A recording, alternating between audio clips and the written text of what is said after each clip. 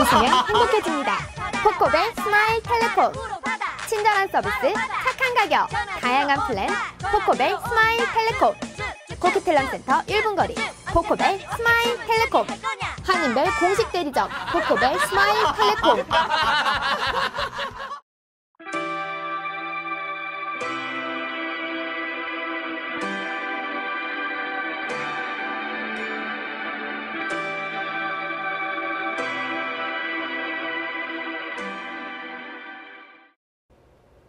북한이 최근 재가동한 원자로에서 폐연료봉을 재처리하는 등 핵 역량을 강화하자 향후 북핵 문제 풀기가 더 어려워질 것이라고 세계적인 핵 물리학 전문가가 다시 한번 경고했습니다. 18일 AP통신에 따르면 북핵 문제에 정통하고 지난 2010년 영변 핵시설을 직접 탐방했던 지그프리드 해커 박사는 최근 미국 핵과학자회보 기고문에서 이같이 밝혔습니다. 그는 한반도의 비핵화는 분명한 목표가 되어야 하지만 최근 상황으로 보면 훨씬 더 먼 목표가 됐다고 주장했습니다. 북한은 지난 4월 2007년에 폐쇄됐던 영변 5메가와트급 원자로를 재가동하겠다고 선언했으며 지난 8월 22일 촬영한 상업위성 사진 분석을 통해 실제 재가동에 들어간 상황이 포착됐습니다. 유엔 산하기구인 세계식량계획 사무총장이 다음 달까지 상당한 규모의 기부금이 들어오지 않으면 북한에 대한 식량 원조를 내년 1월부터 중단하게 될 것이라고 밝혔습니다. 식량계획기구의 어서린 커즌 사무총장은 세계식량의 날을 기념하는 16일 인터뷰에서 대북 원조를 위해 주요 기부자들에게 4,700만 달러를 요청했지만 기부 약속 금액은 그 43%에 불과하다며 이같이 전했습니다. 그는 국제사회의 관심이 시리아 사태 등으로 쏠린 가운데 자선 기부가 시리아로 집중돼 있다며 북한, 예멘 등 지역에 대한 인도적 지원을 위한 기부금은 고갈 위기에 처해 있다고 주장했습니다. 이 단체는 아프가니스탄과 아이티, 수단 등 상시적 식량 위기에 처해 있는 20개 나라를 비롯해 약 80개 나라 9,700만 명에게 식량 지원을 하고 있습니다. 스웨덴 할리먼은 18일 올해 노벨 문학상 수상자인 캐나다의 앨리슨 먼로가 건강 문제로 12월에 스톡홀름 시상식에 참석할 수 없게 됐다고 밝혔습니다. 페테르 앵글룬트 할리먼 사무총장은 이메일을 통해 82세의 먼로가 시상식 초청을 거절했으며 12월 10일 시상식 때 누가 대신 참석할지 아직 알려오지 않았다고 말했습니다. 시리아 반군의 납치 억류 중이던 캐나다 출신 유엔 직원이 자신을 감시하던 반군이 억류 장소의 문을 잠그지 않은 틈을 타 탈출에 성공했다고 합니다. 8개월째 시리아 반군에 잡혀있던 유엔 휴전 감시단 소속 칼 캠포 씨는 지난 2월 골란 고원의 이스라엘 점령 지역을 순찰하던 중 갑작스럽게 나타난 시리아 반군에 납치되었었습니다. 탈출에 성공한 칼 캠포 씨는 탈출 후 시리아 국영TV에 파이잘 알 미크다그 시리아 외교부 차관과 함께 모습을 드러냈습니다. 이 자리에서 그는 반군의 납치 과정과 탈출 과정에 대해서 설명했습니다. 캐나다 정부는 그의 탈출을 환영하며 놀랄만한 일이라고 발표했습니다. 뉴욕 한인사회가 항공요금 단합 사태와 관련 대한항공과 아시아나항공의 무성의를 규탄하는 대대적인 시위를 맨하튼에서 벌린다고 합니다. 항공사 부당요금 환불 신청 범동포위원회란 이름의 이 단체는 17일 뉴욕시 퀸즈 한인회 사무실에서 기자회견을 열고 오는 10월 22일과 29일 두 차례에 걸쳐 맨하튼 32번가에서 규탄 시위를 벌인다고 발표했습니다. 이날 시위엔 퀸즈 한인회를 비롯한 40개의 한인 단체들과 동포들이 참여할 예정입니다. 범동포위원회는 가격 담합으로 8,600만 달러의 부당한 폭리를 취한 두 항공사가 한인 피해자들의 환불 신청 편의를 도와달라는 4차례의 요구 상황에 귀를 기울이지 않고 있다면서 동포사회를 우롱하는 두 항공사의 행태를 강력 규탄한다고 밝혔습니다. 캐나다 정부가 이동통신 시장에 경쟁 논리를 적극적으로 도입해 이동통신과 TV 수신 요금의 인하를 적극 추진하도록 하겠다고 시정연설에서 밝혔습니다. 스티븐 하퍼 총리는 지난 16일 캐나다 국회의 개회식에서 행한 시정연설을 통해 향후 2015년까지의 국정 운영 방침과 방향성을 발표하는 자리에서 이같이 밝혔습니다. 하퍼 총리는 무선 통신 시장의 경쟁을 지지하며 네트워크 로밍 서비스의 가격 하락을 유도하고 TV 프로그램 선택 시 여러 채널을 묶어 판매하는 번들 요금 제도를 폐지 또는 허가하지 않을 방침을 밝히면서 통신과 방송 서비스 비용을 낮추도록 하겠다고 말했습니다. 또한 농어촌과 외딴 지역의 고속 인터넷망의 보급을 확대해 나가겠다고 덧붙였습니다. 한편 이날 시정연설에는 미국보다 비싼 물가의 문제를 적극 해결하겠다는 것과 2015년까지 캐나다 연방정부의 재정균형의 실현, 일자리 창출과 기회 제공, 가정경제보호, 애국심 고취 등 주요 정책 목표를 밝혔습니다. 하퍼 총리는 이날 데이비드 존스턴 총독이 낭독한 시정연설을 통해 캐나다 연방정부는 국민들의 일상을 보살필 것이라고 전하면서 이를 위해 캐나다인들에게 최우선적으로 일자리가 제공되도록 하겠다는 점도 분명히 했습니다. 연방정부는 이번 캐나다 의회 회기 중 관련 법안을 모두 상정함으로써 개정 및 입법화를 마칠 예정이라고 밝혔습니다. 지난 16일 캐나다 정부 청사에 수상한 우편물이 배달되면서 맞은편 의회 건물을 포함한 청사 일대가 봉쇄되고 경찰이 건물과 주변 시설을 정밀 수색하는 소동이 벌어졌습니다. 경찰 당국은 정체모를 소포 1개가 정부 청사인 랑게빈 블록에 배달되면서 총리실을 포함한 직원 모두 대피했다고 밝혔습니다. 랑게빈 블록은 총리실과 총독 보좌기관인 추미론 등 행정부 핵심 기관이 모여있는 건물로 그 맞은편에는 의회 건물이 있습니다. 청사 봉쇄 당시 스티븐 하퍼 총리는 의회에서 연설 중이었으며 연설을 급히 마치고 긴급히 대피했다고 합니다. 경찰은 폭탄 전문반과 탐지 로봇을 동원해 주변 시설물에 대한 정밀 조사를 진행했습니다.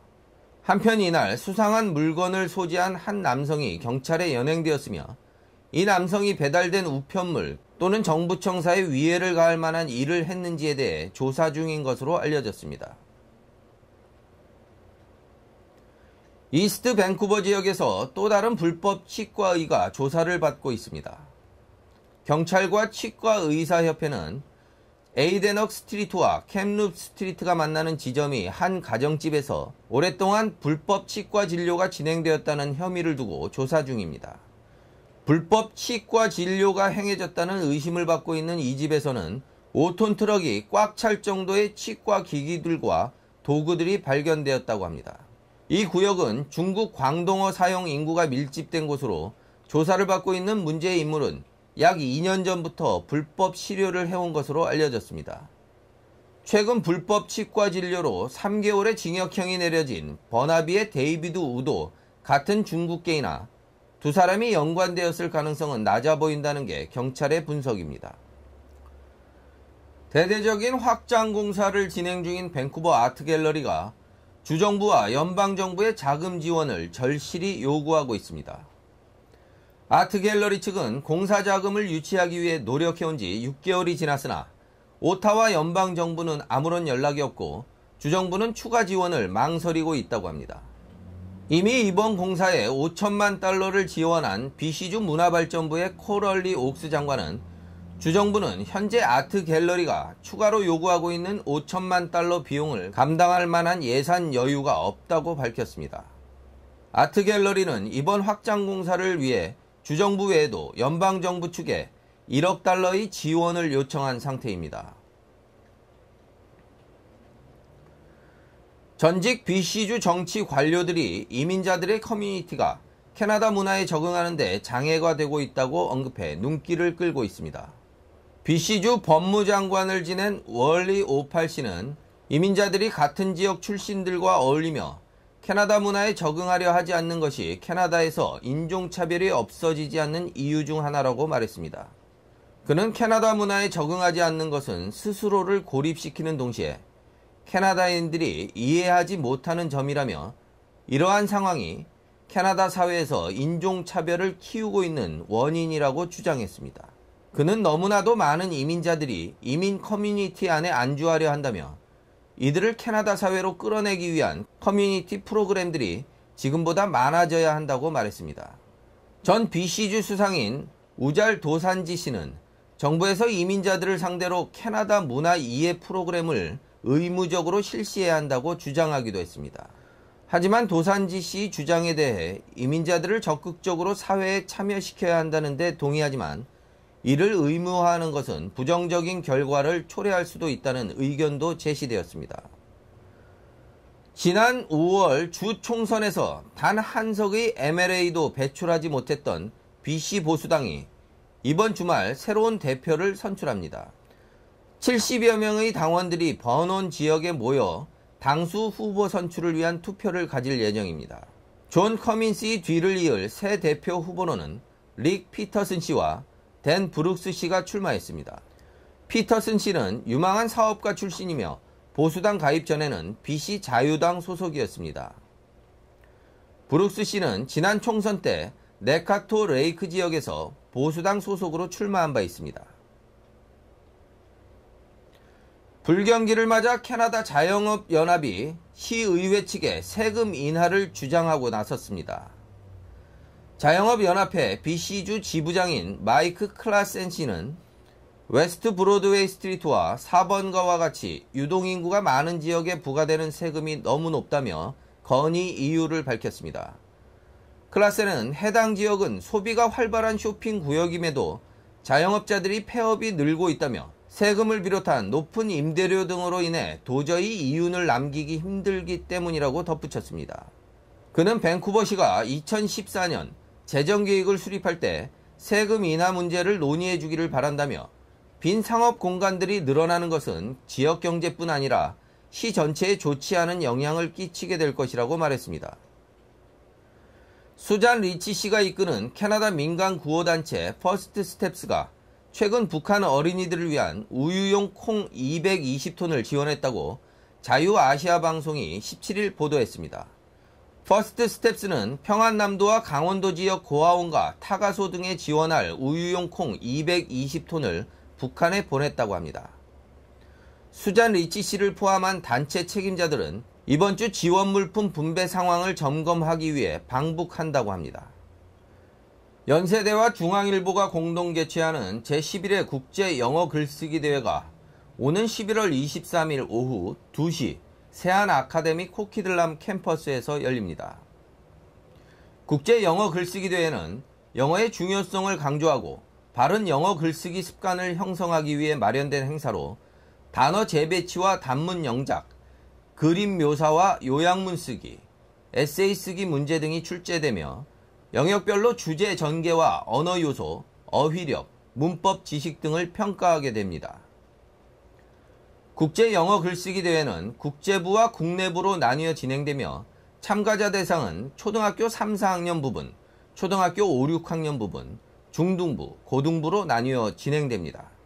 해외에 거주하고 있는 동포 및 원어민 응시자가 참가하는 국제부는 해외 체류 경험이 없는 자와 시험일 기준으로 3년 이내 해외 체류 경험이 1년 미만인 학생이 참가하는 일부분과 시험일 기준으로 3년 이내 영어권 국가 체류 경험이 1년 이상인 학생과 영어권 국가 현지 외국인 학교 재학 경험 1년 이상인 학생, 한국 내 외국인 학교 재학생 및 졸업생이 참가하는 이 부분으로 나뉘어 있습니다.